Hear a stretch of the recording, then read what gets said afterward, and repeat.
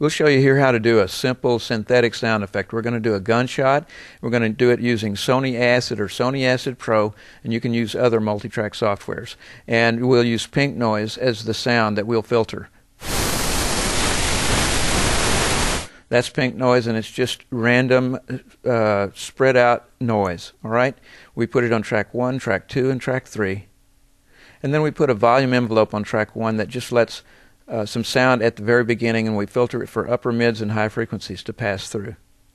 Then on the track 2, we will use mid-range and lower mids passing through with the filtering, and we'll have a longer envelope. And then on track 3, we'll have quite a long envelope with some rolling stuff in it. You'll see that, and it's just filtered so that only low frequencies go through. So here's how the real track graph looked from Sony Acid Pro that I used for this experiment. And here's the sound. Here it is one more time.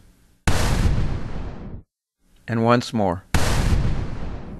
Now I set this up rather quickly, but I've done it before, and if you play with these envelopes and the filters, you can get some extremely realistic sounds, and you can do explosions and so forth.